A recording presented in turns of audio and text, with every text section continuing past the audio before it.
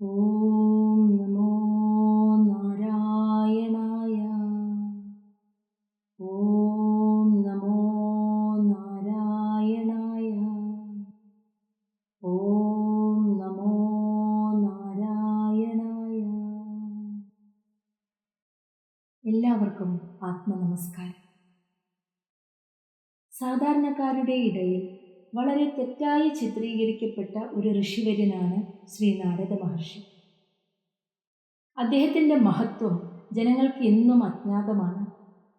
വിഷ്ണു ഭഗവാന്റെ മഹത്വങ്ങൾ പാടിപ്പാടി 14 ലോകവും ചുറ്റി സഞ്ചരിക്കുന്ന പുണ്യവാനായ മഹർഷിയാണ് ശ്രീ നാരദർ. അദ്ദേഹം ഉത്തമ ഭക്തനും സജ്ജനങ്ങൾക്ക് മാർഗനിർദ്ദേശം നൽകി അവർക്ക് നിഷ്കളങ്ക ഭക്തിയെ ഉപദേശിച്ചു കൊടുത്ത് അവരുടെ മനസ്സിലെ സകല ദൗർബല്യങ്ങളെയും അകറ്റി അവരെ ഉയർത്തുവാനുള്ള വഴിയൊരുക്കുകയാണ് ചെയ്യുന്നത്. അങ്ങനെയുള്ള നാരദ മഹർഷിയുടെ പൂർവജന്മ കഥകളിലേക്ക് നമുക്ക് കടക്കാം. പണ്ട് സൃഷ്ടിയുടെ ആദ്യകാലത്ത് ബ്രഹ്മദേവന്റെ അംഗതലത്തിൽ നിന്നുമാണ് ശ്രീ നാരദ മഹർഷി ജനിച്ചത്. സ്വന്തം സഹോദരന്മാരായിരുന്ന സനകാദികളിൽ നിന്നും ബ്രഹ്മജ്ഞാനം ഉൾക്കൊണ്ട് അദ്ദേഹം നൈഷ്ഠിക ബ്രഹ്മചര്യം അനുഷ്ഠിച്ച് ജീവിച്ചു. ഈ സമയത്ത് പിതാവായ ബ്രഹ്മദേവൻ നാരദ മഹർഷിയോട് വിവാഹം കഴിക്കുവാനും സൃഷ്ടികർമ്മം നടത്തുവാനും ആവശ്യപ്പെട്ടു. പക്ഷെ തനിക്ക് സന്യാസത്തിലാണ് താല്പര്യമെന്ന് നാരദർ പറഞ്ഞു. തൻ്റെ ആജ്ഞ ധിക്കരിച്ച നാരദനെ ഒരു ഗന്ധർവനായി ജനിച്ച് വിവാഹം കഴിച്ച് ജീവിക്കാൻ ഇടവരട്ടെ എന്ന് ബ്രഹ്മപിതാമഹൻ ശപിച്ചു. അങ്ങനെ ചിത്രകേതു എന്ന ഗന്ധർവ രാജാവിൻ്റെ പുത്രനായി ഉപബർഹണൻ എന്ന പേരിൽ ഗന്ധർവകുമാരനായി ശ്രീ നാരദൻ ജനിച്ചു. ഈ ജന്മത്തിലും പൂർവജന്മത്തിലെ വാസന നിമിത്തം ഉപബർഹണന് തപസ്സിലും സന്യാസത്തിലുമായിരുന്നു താല്പര്യം. തപസ്സിനായി ഇറങ്ങിത്തിരിക്കാൻ ശ്രമിച്ച പുത്രനെ പിതാവ് പല രീതിയിലും തടയാൻ ശ്രമിച്ചെങ്കിലും സാധിച്ചില്ല. അങ്ങനെ ഉപബർഹണൻ ഹിമാലയ സാനുക്കളിൽ എത്തിച്ചേർന്നു. അവിടെ ഒരു വൃക്ഷച്ചുവട്ടിൽ ഭഗവാൻ ശ്രീഹരിയെ മനസ്സിൽ ഉറപ്പിച്ച് ധ്യാനം ചെയ്യാൻ തുടങ്ങി. പക്ഷെ വിധിയുടെ നിശ്ചയം മറ്റൊന്നായിരുന്നു. ഈ സമയത്ത് ചിത്രരഥൻ എന്ന മറ്റൊരു ഗന്ധർവ രാജാവിൻ്റെ 50 പുത്രിമാർ ആ വഴിയിലൂടെ കടന്നുപോയി. അവർ അതിസുന്ദരനായ ഗന്ധർവകുമാരനായ ഉപബർഹണനെ കണ്ടു. അവർ പരസ്പരം ആകൃഷ്ടരാവുകയും അങ്ങനെ വിവാഹിതരാവുകയും ചെയ്തു. ഇങ്ങനെ മുൻജന്മ പ്രാരാബ്ധത്താൽ വിവാഹിതനാവാൻ ഇഷ്ടപ്പെടാതിരുന്ന ഉപബർഹണന് 50 പത്നിമാരോടൊപ്പം ജീവിക്കേണ്ടതായും വന്നു. എന്നിരുന്നാലും ഹരികഥ പാടി അവതരിപ്പിക്കാൻ സമർത്ഥനായിരുന്നു ഉപബർഹണൻ. അവൻ്റെ കഥകൾ കേൾക്കാൻ ദൂരത്തു നിന്ന് പോലും ആളുകൾ അവിടെ എത്തിച്ചേർന്നു. അങ്ങനെ പതുക്കെ പതുക്കെ ഹരികഥ പാടി അവതരിപ്പിക്കുന്നതിലുള്ള ഉപബർഹണൻ്റെ പ്രസിദ്ധി വർദ്ധിച്ചു വന്നു. സ്വർലോകത്തും അദ്ദേഹത്തിൻ്റെ കീർത്തി എത്തിച്ചേർന്നു. ഒരിക്കൽ സ്വർലോകത്തിൽ വെച്ച് ഹരികഥ പാടി അവതരിപ്പിക്കാനുള്ള ഒരു ക്ഷണം ഉപബർഹണനെ തേടിയെത്തി. ബ്രഹ്മദേവനും ദേവഗുരു ബൃഹസ്പതിയും ദേവന്മാരും മറ്റെല്ലാ ഋഷിമാരും വിശിഷ്ട അതിഥികളും എത്തിച്ചേർന്ന ആ സദസ്സിൽ വെച്ച് ഉപബർഹണൻ ഹരികഥാകഥനം ഗംഭീരമായി നടത്തി. വളരെ കുറച്ചു സമയം കൊണ്ട് തന്നെ അവരുടെ എല്ലാം ഉള്ളിൽ വിഷ്ണുഭക്തിയെ നിറയ്ക്കാൻ ഉപബർഹണന് സാധിച്ചു. എന്തായാലും ദേവലോകത്ത് ഉപബർഹണന് വളരെ വലിയൊരു സ്വീകരണവും ബഹുമാനവും ലഭിച്ചു. ഇതോടെ ആത്മജ്ഞാനിയായിരുന്നിട്ടും സ്ഥാനമാനങ്ങളും ആദരവുകളും ലഭിക്കാൻ തുടങ്ങിയപ്പോൾ ഉപബർഹണൻ്റെ മനസ്സിൽ അഹങ്കാരം വളരാൻ തുടങ്ങി. സത്യത്തിൽ ഭഗവാനെക്കുറിച്ച് പറഞ്ഞുകൊടുത്ത് പ്രചരിപ്പിക്കുന്നതിലൂടെ ഭഗവാനെയല്ല പ്രസിദ്ധനാക്കുന്നത് നമ്മൾ. സർവപ്രപഞ്ചത്തിലും നിറഞ്ഞു നിൽക്കുന്ന സകലതിനും ആധാരമായ ഭഗവാനെ നമ്മൾ പ്രസിദ്ധനാക്കേണ്ട ആവശ്യമില്ല. ഇവിടെ ഭഗവാനെക്കുറിച്ച് പറയുന്നതിലൂടെ പറയുന്ന വ്യക്തിയാണ് പ്രസിദ്ധനാകുന്നത്. അതായിരുന്നു ഉപബർഹണൻ്റെ ജീവിതത്തിലും സംഭവിച്ചത്. ആ പ്രസിദ്ധി അദ്ദേഹത്തെ അഹങ്കാരിയാക്കുകയും ചെയ്തു. ഈ അഹങ്കാരം നിറഞ്ഞ പ്രവൃത്തിയാൽ ദേവഗുരുവിൽ നിന്നും ശാപം ഏറ്റുവാങ്ങേണ്ടി വന്ന ഉപബർഹണൻ്റെ തേജസ് പതുക്കെ പതുക്കെ മങ്ങാൻ തുടങ്ങി. അദ്ദേഹം ക്ഷീണിതനായി. അങ്ങനെ സ്വന്തം കൊട്ടാരത്തിലേക്ക് തിരിച്ചു വന്നു. അവിടെ വെച്ച് പ്രാണനെ ത്യജിക്കുകയും ചെയ്തു. പക്ഷേ അടുത്ത ജന്മം നാരദൻ ഒരു ദാസീപുത്രനായി ജനിച്ചു. പല പല ആളുകളുടെയും വീടുകളിൽ ദാസ്യവേല ചെയ്താണ് അവൻ്റെ അമ്മ ആ മകനെ വളർത്തിയത്. പലപ്പോഴും ഒരു നേരത്തെ അന്നത്തിന് പോലും അവർ ബുദ്ധിമുട്ടി. അങ്ങനെയിരിക്കെ ചാതുർമാസ്യ വ്രതത്തിന് വന്ന ഋഷിവര്യരും ബ്രഹ്മജ്ഞാനികളുമായ ഒരു കൂട്ടം താപസന്മാരുടെ ദാസ്യവേല ചെയ്യാനുള്ള അവസരം അവൻ്റെ അമ്മയ്ക്ക് കിട്ടി. താപസന്മാർക്ക് ഭക്ഷണമൊരുക്കുക, പൂജയ്ക്കാവശ്യമായ വസ്തുക്കൾ ശേഖരിച്ച് ശുദ്ധമായി സൂക്ഷിക്കുക, ആശ്രമവും പരിസരവും വൃത്തിയാക്കുക എന്നിവയായിരുന്നു അവരുടെ കർത്തവ്യം. അമ്മയുടെ കൂടെ അവരുടെ മകനും സന്യാസിമാരുടെ ഇഷ്ടത്തിനനുസരിച്ച് അവരെ സേവിച്ചു. അങ്ങനെ ഏറ്റവും ശുദ്ധവും നിർമ്മലവുമായ ആശ്രമ അന്തരീക്ഷവും മഹാമുനിമാരുടെ സഹവാസവും ആ കുഞ്ഞിൻ്റെ മനസ്സിൽ ഭക്തിയുടെ തിരി തെളിയിച്ചു. ആ മുനിമാർ ഭക്ഷിച്ച ഭക്ഷണത്തിൻ്റെ ബാക്കി പ്രസാദമായി ഭക്ഷിക്കാൻ സാധിച്ചപ്പോൾ ആ കുഞ്ഞിൻ്റെ ഉള്ളിൽ ആത്മബോധം ഉണർന്നു. ആ പ്രായത്തിലുള്ള മറ്റു കുട്ടികൾക്കുണ്ടായിരുന്ന ചാബല്യങ്ങളോ കളികളോ ഒന്നും തന്നെ അവനുണ്ടായിരുന്നില്ല.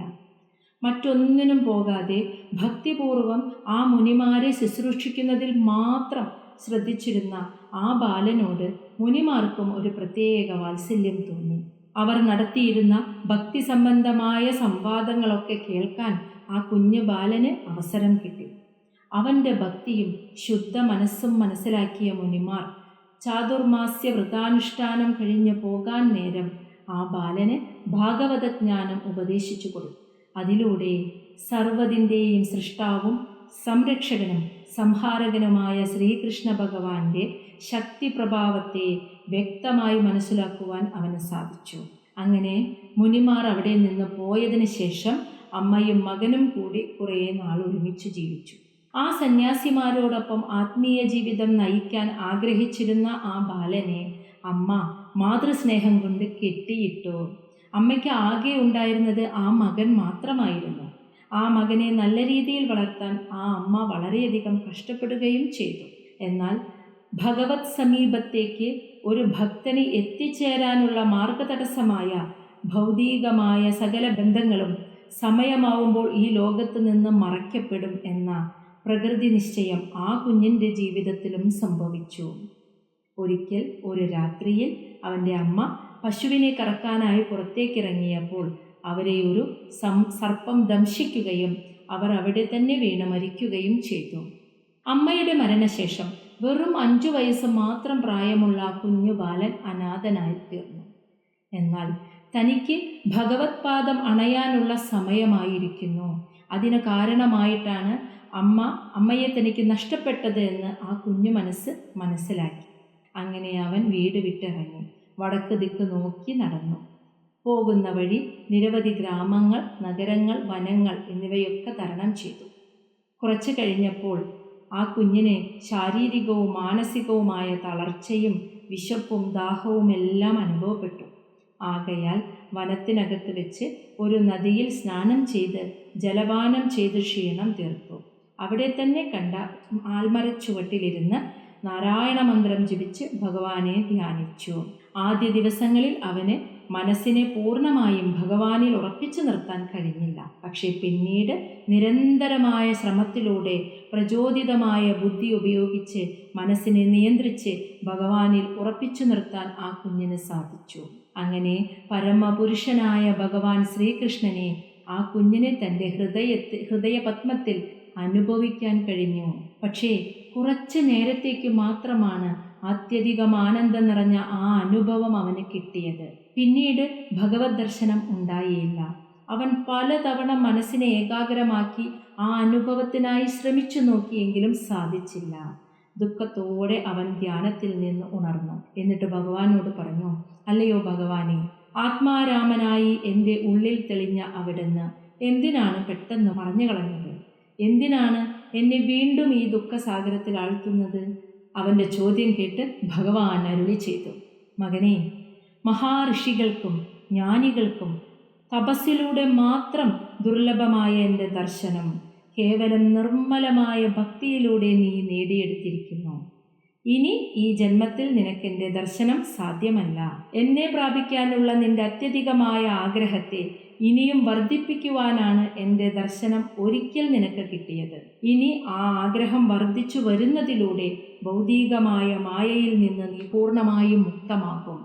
അതുവരെ കാത്തിരിക്കുക. എന്നിൽ ഉറച്ച നിന്റെ ഭക്തിയെ ഇനി ഒരു മായയ്ക്കും ഇളക്കാൻ സാധിക്കില്ല. അതിനായി ഞാൻ നിന്നെ അനുഗ്രഹിക്കുന്നു.